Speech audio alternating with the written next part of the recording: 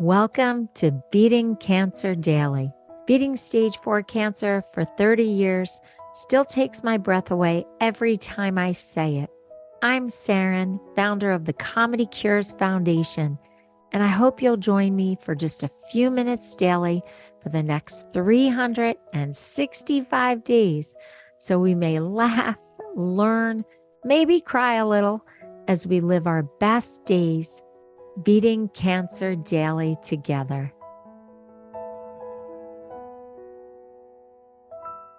Missy Hall, comedian, cancer survivor, grandmother, 2 times over now. 2 times.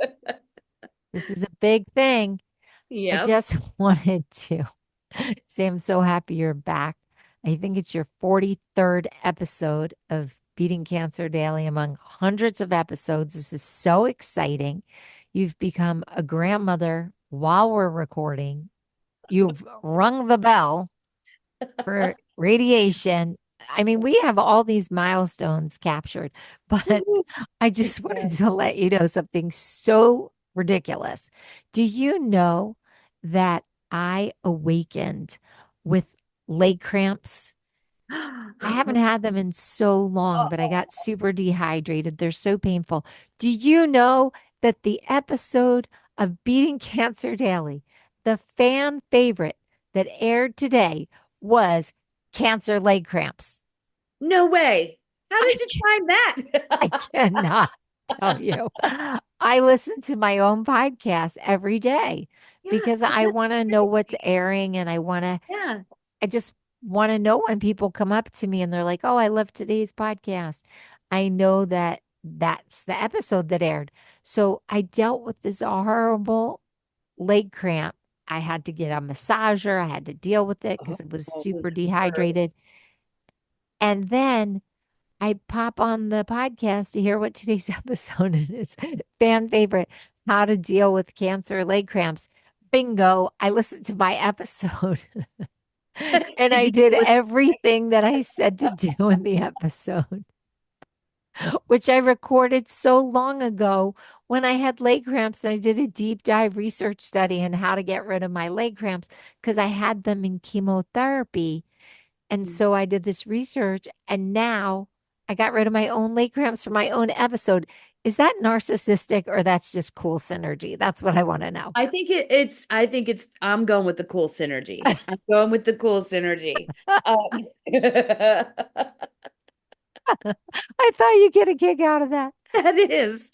That is. And I'm like, I would love to talk to like an actuary or somebody that does like what statistically are the odds of that happening? I'm impressed that you knew that that was actuary. I am so glad that we did not have to edit that because if I were wrong with Because the I word, saw you go, am I sure this is the right I word? was afraid to commit, but I was like, I'm pretty sure. I'm pretty sure that's what that I is. only learned that because I went to an engagement party and the girl's fiance was an actuary, and I had to look it up on my phone to find out.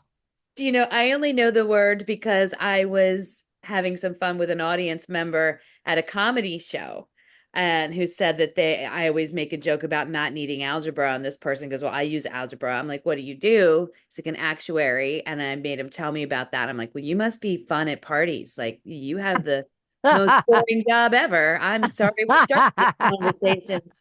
I wish I could find him again to tell him it came in handy for me today. When a family member says, please don't tell anyone that Beating Cancer Daily is ranked the #1 cancer survivor podcast. Please don't.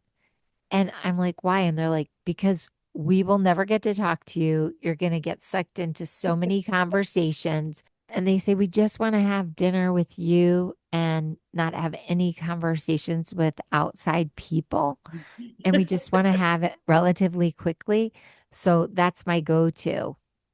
Yeah, really? That Yes. feels Actually, I say accountant because okay. actuary is mysterious. Right. And the way you had them explain it, I was like, if I just say accountant, Mhm. then we're going to get through the dinner. That's a very smart. It's like, back in my single days, if if somebody that I wasn't interested in asked me my name or my phone number. Like I had a bar name. Um, I was Chloe if I did, if I wasn't interested in pursuing any more conversation. It's so hard for me though, because I love talking about this podcast. I mean, I talk on the podcast for hundreds and hundreds of episodes, and then I love talking about it to people. I think I might annoy people because when I call customer service, and I am not kidding you, No. and they help me with something, I No. say, I'm not trying to brag, but I just feel like people meet for another reason. And I'm really appreciative that you helped me with this situation. And I hope you never need this podcast. And I hope no one that you love ever needs this podcast. But I have this podcast called Beating Cancer Daily. And if it can ever help anyone, it's on all platforms. And I kid you not, every single time I say it, someone either tells me they have cancer, someone they love passed away from cancer, or someone they love has cancer right now. And then they're grateful that we have these hundreds of episodes. But I can just see when I do it every time, my husband just rolls his eyes like, you are not going to torture another person that you don't even know on the phone by telling them about this podcast. Maybe we're in six continents because I have to talk to a lot of customer service people. I was about to, that's what I was just going to ask. I'm like, now we know why we're reaching all the continents. It's because All right. Because customer the service. customer service people are in India, the Philippines. Exactly. Yes.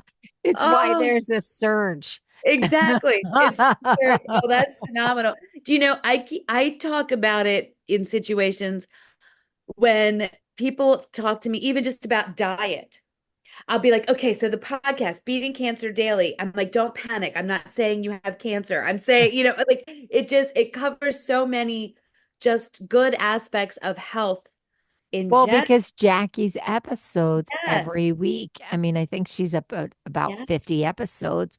Yeah. Every week she does an episode on keeping us well, right? Whether it's an organ or the way to eat, because she's a functional medicine expert and a certified nutrition specialist. So those episodes are just direct and full of unbelievable helpful hints that you can do right away by a medical professional. And we always inject some humor into it. So they're a lot of fun. So if you haven't heard all of Jackie's episodes, they're listed as expert. If you just put expert in your search of Beating Cancer Daily, they will come up and you will find so much information. I agree with you. And I say it, and I say it about your episodes. I say, if you love comedy or you want to learn how to be funnier, or you just feel like you need more joy, or you're just curious about how you write comedy and the comic perspective, you have to check out every episode and you have to search comedian or Missy, and all those will come up. But I could not believe that I had a cramp, and my episode today was on getting rid of cramps. And then I'm using my own podcast. It just really, Yes. it really Yep. is like kissing yourself in a weird way. I don't know I know. You're like, huh. You're like, you're like, I mean, I knew it worked, but I didn't know it worked. Yeah. how. Hey, there's something to this. Yeah, exactly. I'm No like, wonder we were voted one of the ladies' top man, cancer Missy podcasts in the Hall. world, ahead of Sloan Kettering. Yeah. Because look at that. It's actually very useful and practical. Yes. No, Really, I really. love being self-deprecating. I'm Oh actually my goodness. trying to tease myself. Do you do it on stage? Are you self-deprecating? I am. And I think there's a fine line between being the kind of self-deprecating that people can laugh at versus being self-deprecating where people feel like they have Sorry to for you. tell you. Yeah, yeah, yeah, yeah. I don't, but I will. Because I think it's again so human that we always think somebody else is somehow more together than Well, we. there's a difference between being a little humble and self-deprecating and having very low self-esteem. Right. And I think that's a big distinction. I love being self-deprecating because I never want anybody to think that, I think I'm better than anyone or that this podcast has gone to my head. So I love when I can tease myself and I love when you and Jackie tease me because Yeah. it Oh, just makes me like human and relatable instead of like a podcaster. You yeah, know what exactly. I I'm like, she's a podcaster. She just is a lady who sits alone in a room with, mean? No, with because I wasn't a podcaster first. no. Oh, I A know. stage Yeah. 4 cancer survivor Yes. who Yes. runs late and like just talks too much and I've seen you run through the rain with a bag on your head. yes, exactly. Which I do a lot because when you get a blowout, you Yeah. don't want to screw it up. No, I think one of the things that I think is so wonderful about self-deprecating humor is that at any moment, if someone is measuring themselves against you, um, either to make themselves feel worse, I'm going to make them feel better, or if they want to feel better about themselves, I'll still make them feel better. That's a great You know? point. That is such a great point. Yeah, it serves many. So, what is a self-deprecating joke that you use? Um, that a couple of them are that I will talk about aging and be like, I'm aware that I'm getting older and I'm blessed to be getting older. It's a privilege a lot of us don't have. And I'm aware that appearance and everything changes, but I'm also pretty sure that I could get Zac Efron to fall in love with me. And I'm like, now, but we can't tell him that I tinkle a little every time I laugh, I'm like, how can I be the same person who has that confidence, but who also knows she's wearing the wrong outfit all the time? All things like that I love to do with He self-deprecation. has a new movie out. Do you know that? Have you seen that? I haven't seen it yet. Yeah, he plays like a little bit of a diva. It's with Nicole Oh Kidman. my gosh, it's with Nicole Kidman, a family affair or something like that. Yeah. I've seen like I think it's on Netflix. I've seen the clips of it. Okay. Because I know you have a crush on him. I do. I do. But I make a joke about, losing part of my boobs. yes. And I just do it right away at the top of any show because I want everybody to know that this is just going to be fun. And that if I Right. can make fun of that, I can make fun of anything, on myself. And Yeah. so I like to open with that. It's not always appropriate. It's definitely if there are priests and rabbis and imams in the room, it's a little tricky Right. to do that joke, but it just neutralizes and puts me right on the level playing field of anybody that's going through treatment. And Mhm. so I do like making fun of myself and I like when people make fun of me. I'm so Yeah. okay with it. I love it too. And another way I'll also do the whole thing like I'll talk about the fact that I spend hours just trying to look alive. Like I know that, like I know I just look casual, but you have no idea how many hours worth of makeup and and all of this is for me to just look, oh, she doesn't look sick. Well, Looks I've fine. mentioned that before, and I'm just wondering if you're listening and you feel pressure to really look extra good when you go out, when you're on treatment, or if you've just gotten through treatment and you're starting to get into your survivorship phase. Do you feel like you have to do your hair or have the wig perfect or put on fake eyelashes if you've lost your eyelashes, moisturize your skin extra? Like, is that a real pressure for you? Because I do think people think that if I go out and I do look a little pale or a little emaciated, even though it's been 31 years since I'm misdiagnosed and 25 years since I'm diagnosed and 22, 23 years since I'm cancer free, it's still people get that look of concern in their eyes. It's true. Even when people knew that I have cancer and I'll show up at a comedy show, they'd be like, "Oh, I thought you would be kind of waif-like and everything." People have, I'm like, I didn't have movie cancer. Like there wasn't this scene where this dramatic thing. I'm like, things are very, very different, but you kind of have to be under my clothes and in my to know how different they are. It's Um, interesting that you say movie cancer.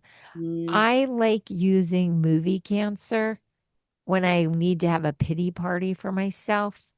And that's a great episode from the beginning of Beating Cancer Daily. I recommend feeling sorry for yourself for a oh, few moments every day. You cry it out, you scream it out, you punch it out into your pillow, not your spouse. You punch it to your pillow. And important then, distinction. yes, very important distinction. And then you literally pack it up and get on with your day. And Mhm. you don't let that raid the quality of your day. And so if I just need a quick good cry, I'll put on Terms of Endearment Oh or one yeah, of those super sad cancer films at yeah. that scene where it's just so gut-wrenching. So yes, movie cancer for me can come in handy. Yes, I'm finding now with, my new little tickly fear of recurrence that pops up every now and then. I'll let myself dive into the books where, the mother's cancer came back. But Well, we, you were very honest in a prior episode about how you started to see characters with cancer in books and TV shows and movies, and that it was triggering you and yep. that you have to cut it right off. So it's interesting that right now you're passing through a phase where you're just starting to deal with that. Wow, Missy, Yeah. that's a big accomplishment because that really got you emotional and Oh, that really it, freaked you out. it absolutely, I can't tell you how many books I just slammed shut or stopped on the Audible or any movies. And now I'm able to consume them and have that cry of just the sadness, the cry of, yes, the mother's cancer came back and her daughter's spending the summer at the beach with her together. And I'll let myself cry. And then I can put it away now. I Wow, can put it away. Mhm. Which is huge. That is a huge change. I mean, that's all a of this huge change. happened in a year, and it's a lot. Yeah. I'm just wondering where you are at home with this. Are you where Missy was, where it was just something you did not want to hear anything about? Or are you using it strategically to deal with your own emotions? Or are you processing it the way Missy is? I love these conversations with you, Missy, because we touch on real aspects of emotionally, physically, spiritually going through the real cancer journey. And then you just have this ability to just be so vulnerable and share with us where you really are. I think these episodes are so powerful. And if you haven't heard every episode with Missy, we're in our 40s of episodes with her out of the hundreds of Beating Cancer Daily. I think they're really worthwhile. And I love laughing with you about cancer and showing people our comic perspective about it. I think that it's so unique and that it really lets people put air and light into their experience and then also gives them a 360 view of how two comedians process even Hmm. something as personal and as scary as our own cancers and the reality of our own survivorships. So I just cherish you. Thank you. I I hope you know that I cherish you as well. And I'm so grateful. I say it again and again. I am so grateful that I have gotten to do all of this with you. So thank you. With people all around the world. That's what I find so beautiful is that wherever you are listening in the world, we feel so connected to you. And we love when you reach out to us. Now, if you want to find Missy Hall, she's at Missy Hall all over social media, and she has a date night with her husband, Jeremy, who's also a comedian. And you can check that out on Facebook Live. But you can always just go to my website, the Comedy Cures Foundation, comedycures.org, hit the menu button, write to me, or go to the podcast section and leave an audio message for me. What is so powerful about this community worldwide on 6 continents is that you exchange your ideas with us, we exchange our ideas with you, and it just has propelled us to hundreds of episodes. So we cherish you too. Thank you for listening daily, sharing it with your support group, your family, your friends, and just people who want to learn great wellness strategies. It is such an incredible blessing to do this. I hope that you are having an incredible day, and I'll see you tomorrow. If you loved today's episode, then tell the world. Why? Because Beating Cancer Daily and our membership circle are both a listener and donor supported experience. So the more people you tell and the more people that join us, the more robust and interesting programs our nonprofit, the Comedy Cures Foundation, can bring to you throughout the year. I really want you to go to comedycures.org. And of course, I always want you to make a donation. It's tax deductible to the extent allowed by law. But what's super exciting is not only can you laugh and explore the comedy there, but you can look at our membership levels and find the one that's great for you. And if you're feeling a little bit generous, gift one to a chemo brother or sister or to a caregiver that you just want to help them improve the quality of their day. Thanks so much. See you tomorrow. Guess what time it is? It's time for me to read the disclaimer. Beating Cancer Daily and the membership circle are not in lieu of medical advice or treatment. They are for entertainment purposes only. Please consult your healthcare team to review your best strategy. Thanks for listening. See you guys tomorrow.